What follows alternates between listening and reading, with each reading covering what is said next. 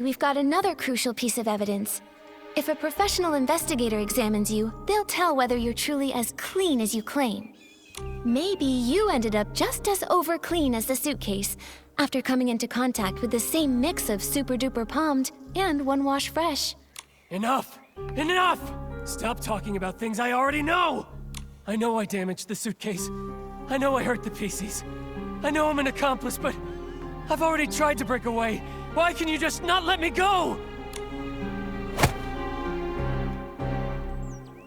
You've gone to prison for a century and still don't get it? A bad seed always bears bad fruit. Some mistakes should never have been made. You don't know anything! What if that bad seed was just me being born? What if his dream was to be a perfect star, but an accident ruined his face?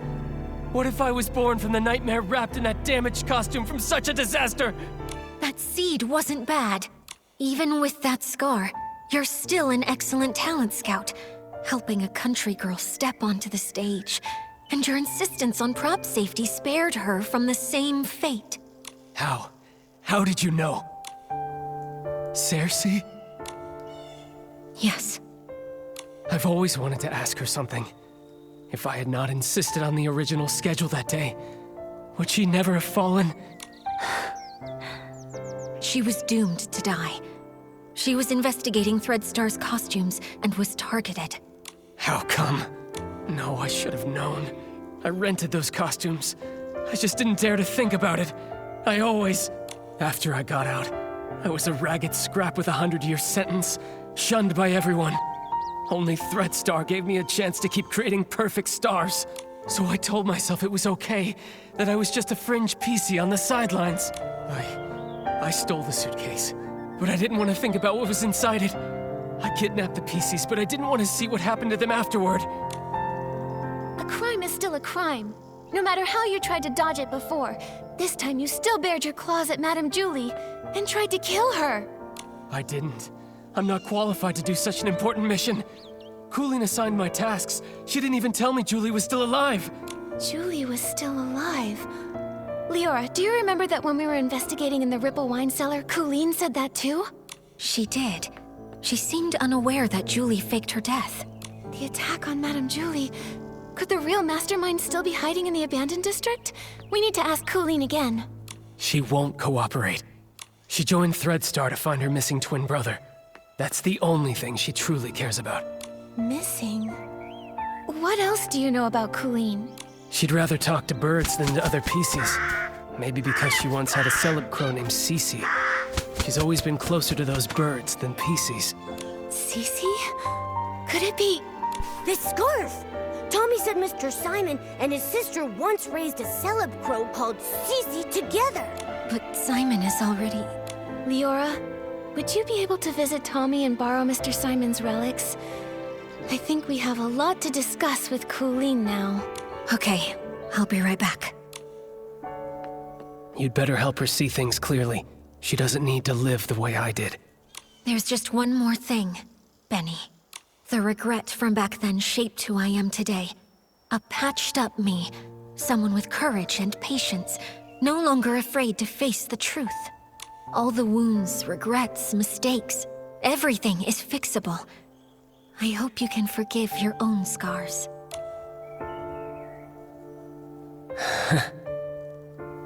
If only Leora had told Benny this sooner.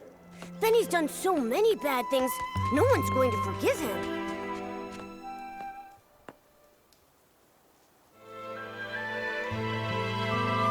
This again? Ask away. You're wasting your time. That's where you're wrong. We've discovered something we'd like to show you.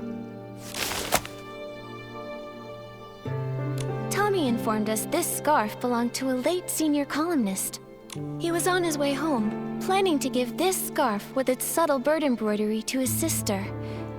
Because they once raised a celeb crow named Cece. Where is he? What do you mean by late senior columnist? I'm sorry, Coolyn. What Tommy encountered was a PC that had been born from that person's clothing. His name is Simon. We were able to locate his whereabouts within your ledger.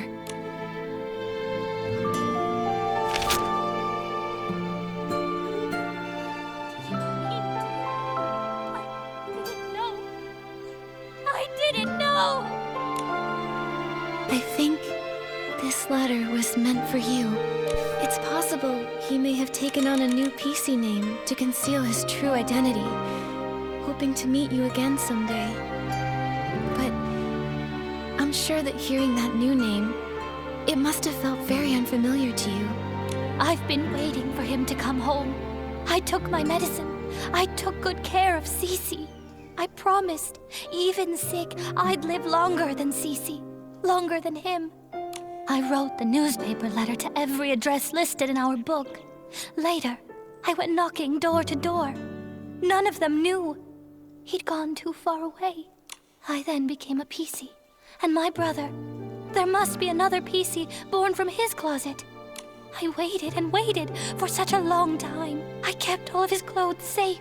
But why, brother, why did you leave me all alone? His strongest wish was to go home and see his sister.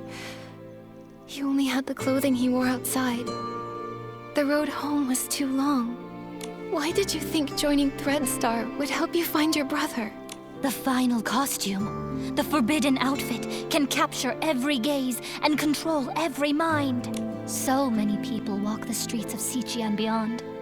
There are so many cities that are just like it. I won't be able to find my brother in all of that. Unless the outfit's finished. Whoever wears it only needs to stand on the stage and ask one question for me. That's all. The forbidden outfit. So that's Threadstar's ultimate goal? That's absolutely crazy! You knew full well that it was an evil power. Beyond all that, you were fully aware that the PCs you ordered to be kidnapped had loved ones who would be devastated, their hearts broken because of your actions. You know that pain better than anyone. To hurt others for your own desires, that's incredibly selfish.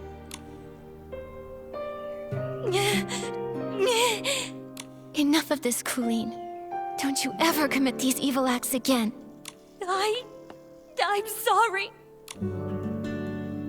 I'm hoping you'll help us to expose Threadstar's plan. The forbidden outfit is almost complete. Julie is a natural star, and the Golden Vision is aimed at using her as the final material. But I don't know who attempted to assassinate her, whether she actually died, or what the fabric I took was about.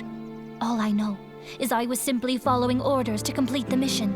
So, you're telling us there's a hidden boss giving you orders? The Grand Vision's final...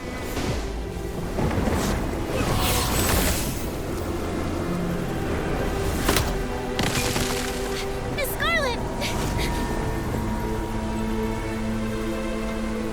I've turned lives for these reckless beings. Why will they accept the true blessing? Watch out! Take a bomb! Sorry.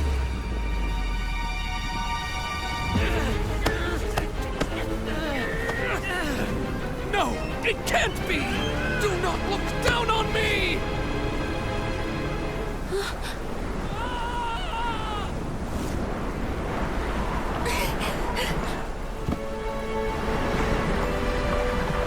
Benny! I'll go find him! So... just like this.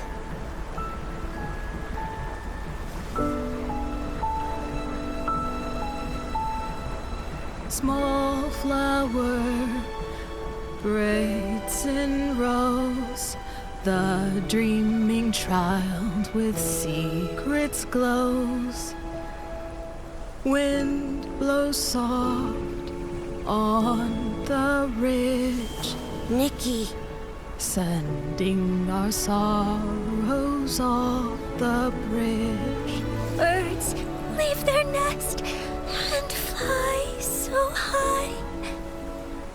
Clouds they will pass quietly by. Sing all day long this ancient song. I'll be okay, Miss Nikki. I will remember Benny. I think he would want me to remember him in that way, as a friend who sacrificed himself for others. Not exactly good, but not completely bad either. Maybe I'll write to him. Who knows? It might help, writing letters from different corners of the continent, telling him that even an imperfect being can still find other ways to live. Yes, The wind has stopped, and the birds can finally fly free. Leora, I believe you'll also find your own dream on the road.